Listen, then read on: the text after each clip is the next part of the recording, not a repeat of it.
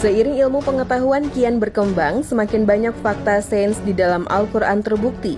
Fenomena-fenomena alam yang terjadi tertulis di dalam Al-Quran.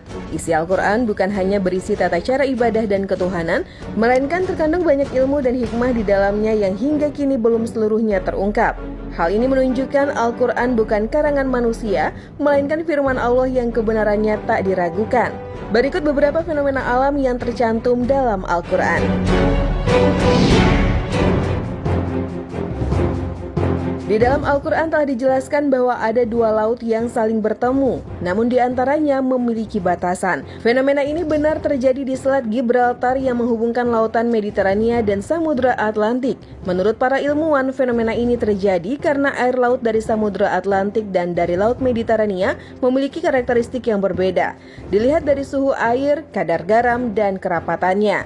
Fenomena bertemunya dua lautan ini telah dijelaskan Al-Quran berabad-abad silam dalam surah Ar-Rahman ayat 19 hingga 20.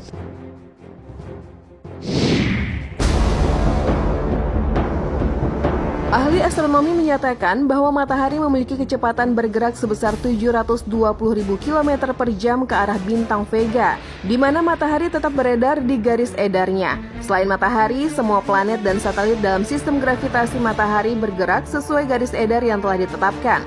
Jauh sebelum ilmu teori ini ditemukan, Al-Quran sudah menyebutkannya dalam surah Al-Anbiya ayat ke-33, di mana dalam firman tersebut membahas sekilas tentang adanya malam dan siang, matahari dan juga bulan. Bahkan dalam Al-Quran juga terdapat surah Az-Zariyat ayat 7 yang menyebutkan bahwasanya langit memiliki jalan yang dimaksud di dalamnya adalah berupa garis edar.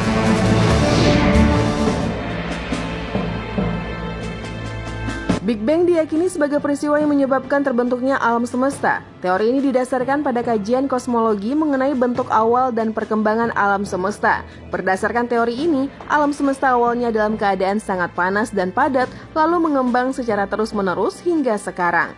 Sebelum penemuan teori tersebut, peristiwa ini sudah disampaikan di dalam Al-Quran surah Al-Anbiya ayat ke-30. Dalam bahasa Al-Quran tentang teori Big Bang, pengembangan alam dan pembentukan bintang disebutkan dengan kalimat, dia yang meninggikan bangunannya yaitu langit lalu menyempurnakannya. Sebelum ditemukan pada akhir abad ke-19, mayoritas orang menganggap sidik jari hanya sekedar lengkungan pada jari yang tanpa arti. Faktanya, sidik jari manusia diciptakan berbeda-beda sebagai tanda pengenal mereka. Bahkan mereka yang terlahir kembar identik pun memiliki pola sidik jari yang tidak sama. Lagi-lagi, jauh sebelum fakta sains itu diungkap ilmuwan, perihal kesempurnaan jari pada manusia ini sudah dijelaskan dalam Al-Quran pada surah Al-Qiyamah ayat 3 yang membahas rekonstruksi jemari manusia. Para ilmuwan menyepakati bahwa proses turunnya hujan dimulai dengan adanya pembentukan awan tebal dan dorongan angin hingga proses selanjutnya. Al-Quran telah merinci bagaimana awan dan proses turunnya hujan berlangsung jauh sebelum sains modern menjabarkannya. Al-Quran menyinggung tentang pembentukan hujan dan bagaimana peran awan dalam surah An-Nur ayat 43. Penggalan dari ayat tersebut berbunyi, "Tidakkah kamu melihat bagaimana Allah mengarak awan? Kemudian mengumpulkan bagian-bagiannya hingga menjadikan bertindih-tindih dan kamu melihat hujan keluar dari celah-celah awan."